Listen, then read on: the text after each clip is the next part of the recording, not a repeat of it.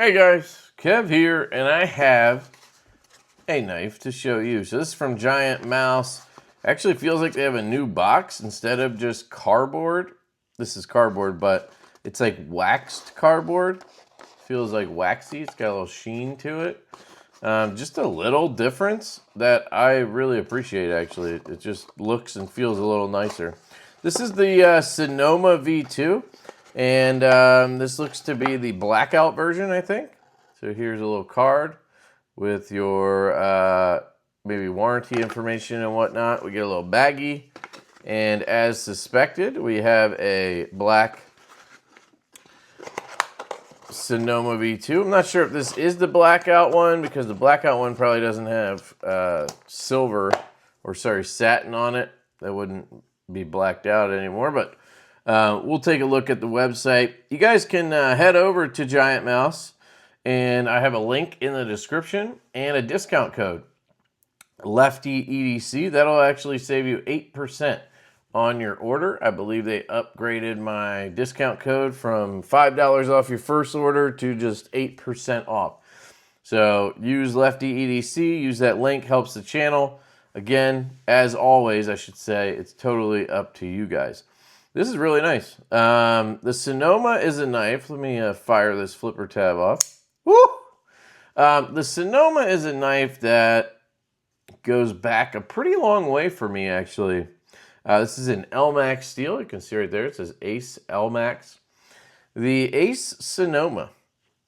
I remember when a couple of buddies of mine got the original Sonoma bearded gear.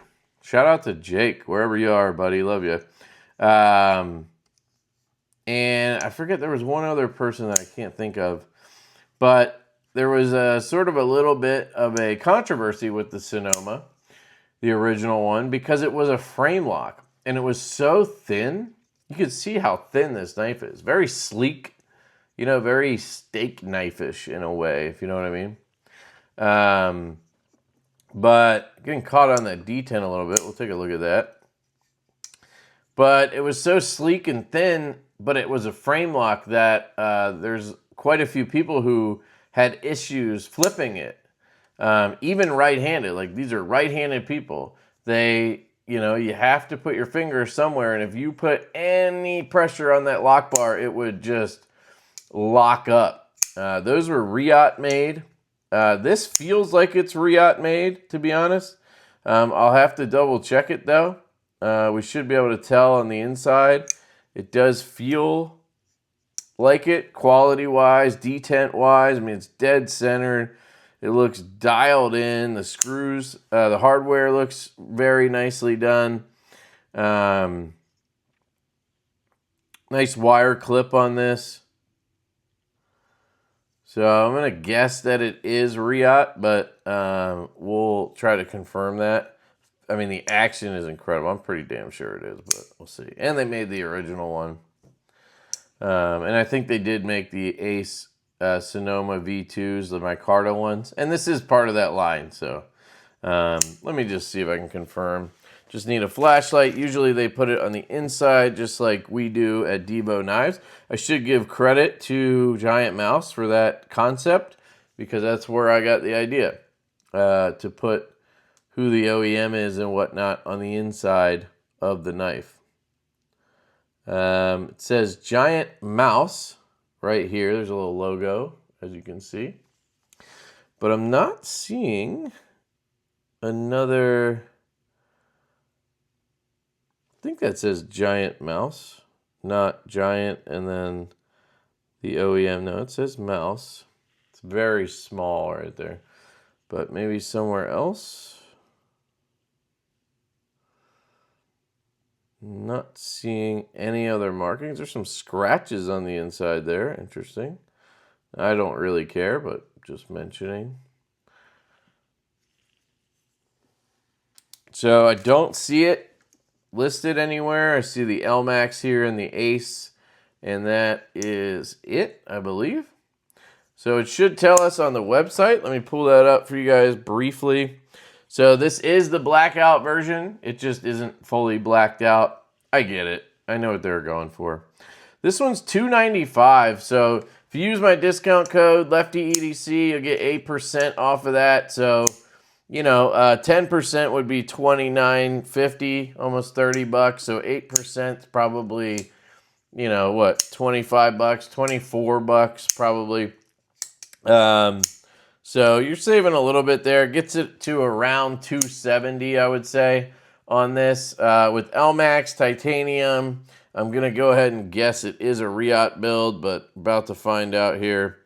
Manufactured to exacting quality standards by Riot. So there is your reasoning for that price point. PVD on the blade and the handle, so you're not getting DLC, but you are getting PVD, which is a nice coating. It's going to help with corrosion and whatnot. It's going to hold up decently. Looks like it is sort of the flat PVD finish. It almost looks a little bit like a black wash on the handle, but I don't think so. I think it looks really clean.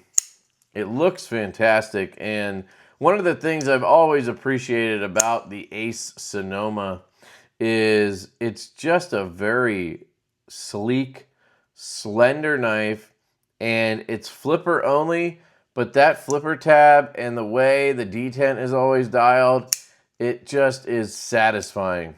Flipper only knives can be extremely good, and this is one of them. It just fires and feels fantastic, and such a slim knife to carry.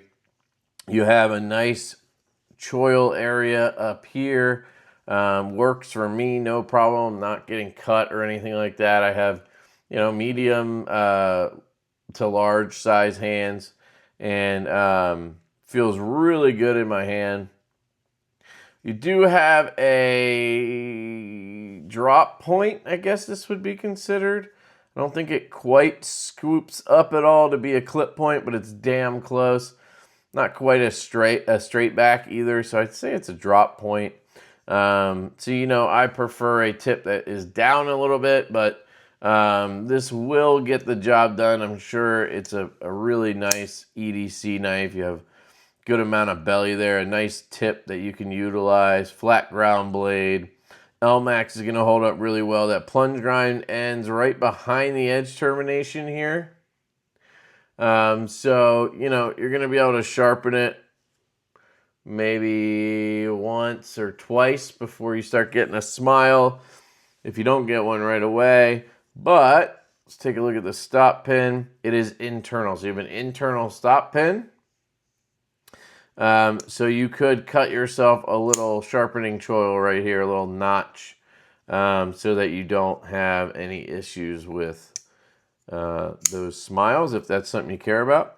We do have a crown spine, and we have that kind of Vox-ish style jimping here. Usually it's a little farther forward, I guess. I like it a little farther forward because it's, for me, it's more utilized in this position. But, you know, they're thinking right here, you're going to put your thumb on it, and then you could drop your index finger on it as well if you're doing some kind of draw cuts or something like that. I don't know.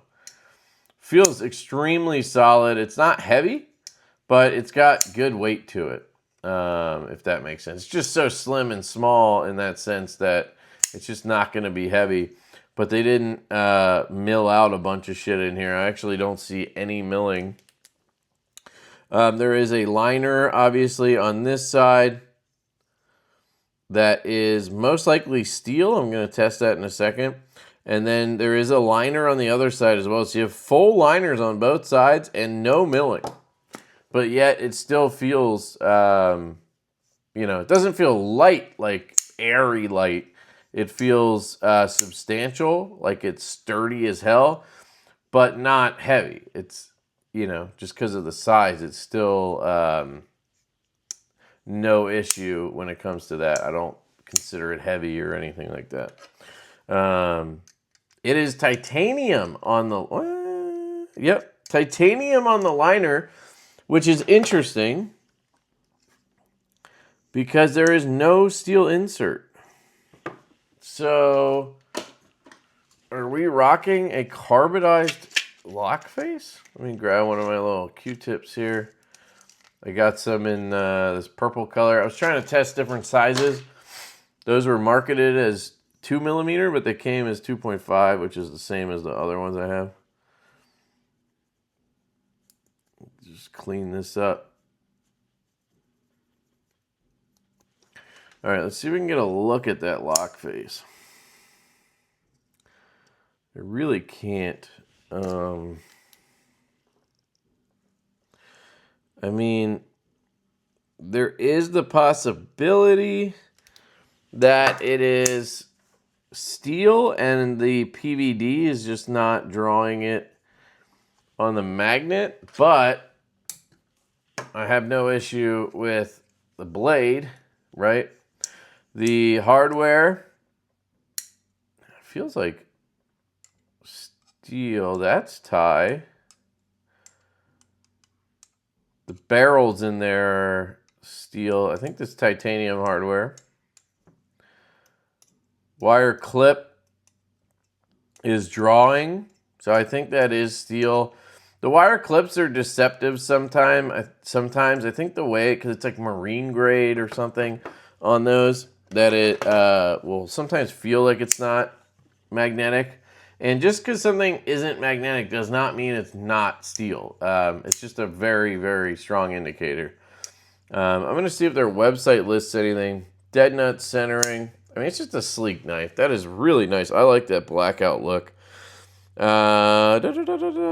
LMAX, blade PVD, handle PVD, backspacer, titanium, clip, wire, reversible, pivot mechanism bearings, liner lock. Does not say what the finish is on it. 3.8 ounces. See what I mean? It's like, it's weight, enough weight, but not like overly heavy. Yeah, they're not giving us the info on the,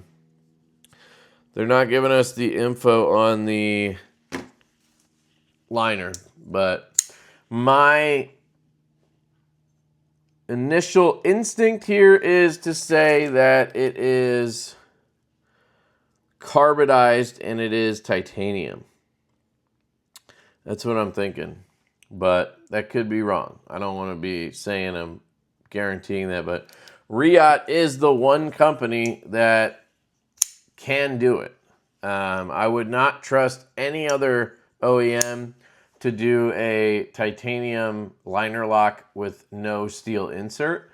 If you guys have ever had or seen the Urban EDC F5.5, it's one of the best EDC knives out there. They've been making those for years. Those are titanium liner locks with a carbonized lock face. There is no steel insert, and it is not a steel liner. And those are, I mean, I don't think I've ever seen one with lock stick. So I see no reason why this couldn't also be that way.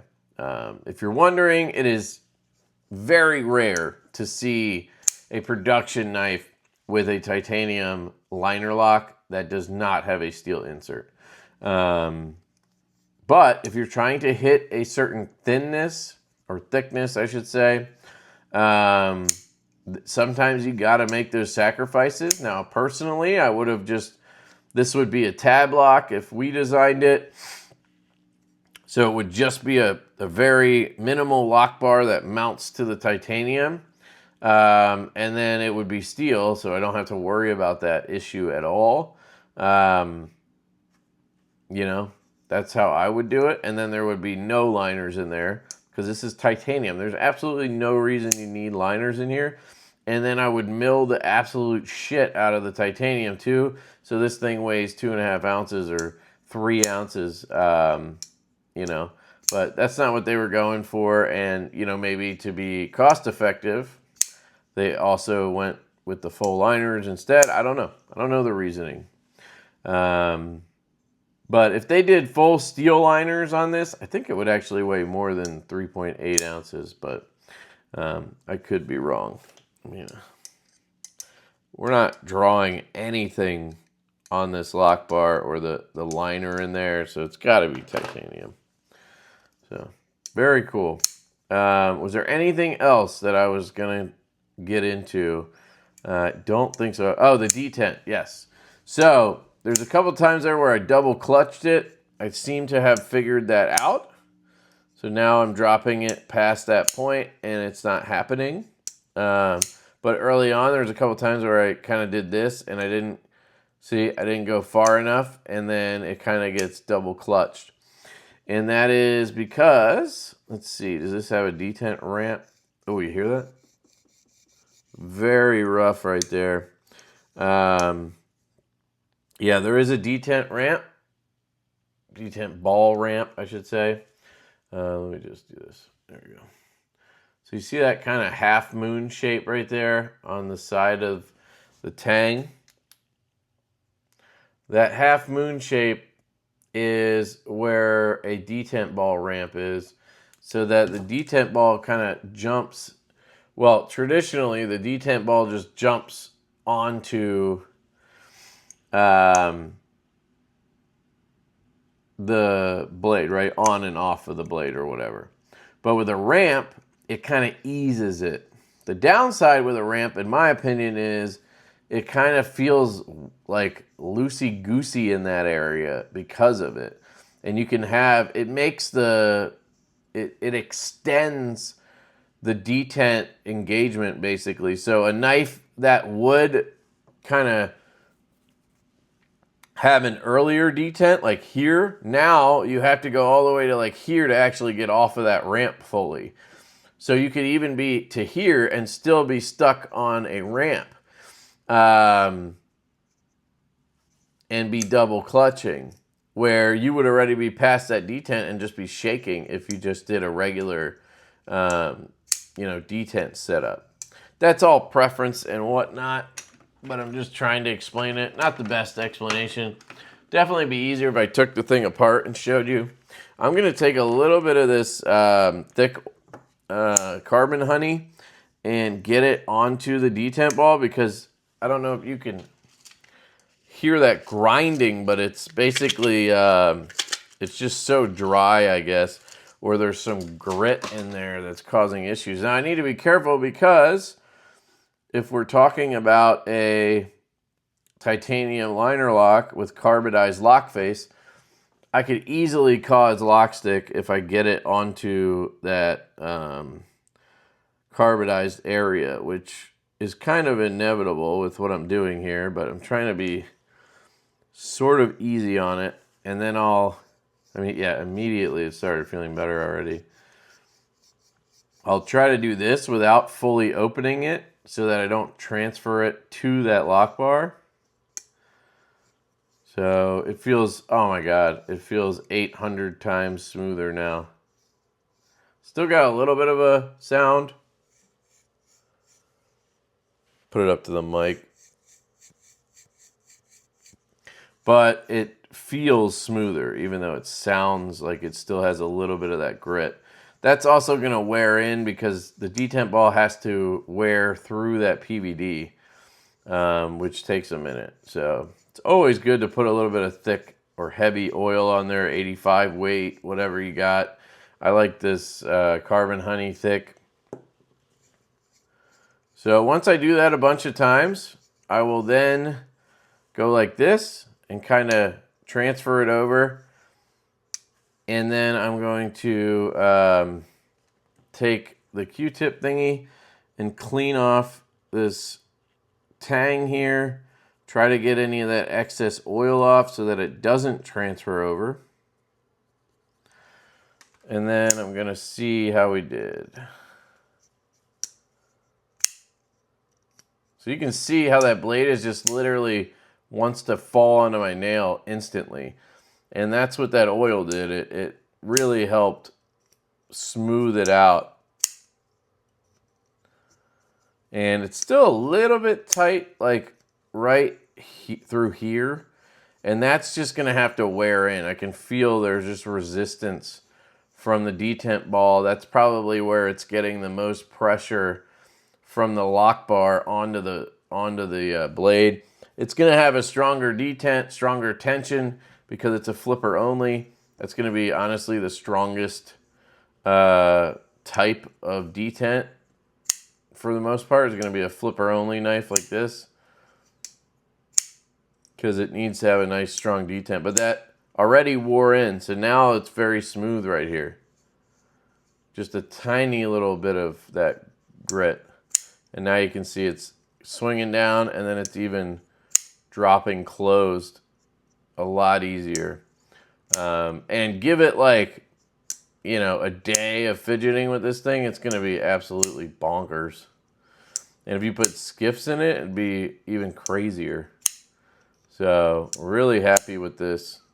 It's a very addictive action and a very addictive flipper tab on here, I'll tell you that much. But anyway, the detent ramp kind of ends like right here. It should be clear now, yeah. But before that point, right here, if I go a little bit higher, now I'm in the shake-up territory, right? But after putting a little bit of oil on it, it's even less likely to have that happen. Let me see left-handed if it's an issue. I really liked the original Sonoma.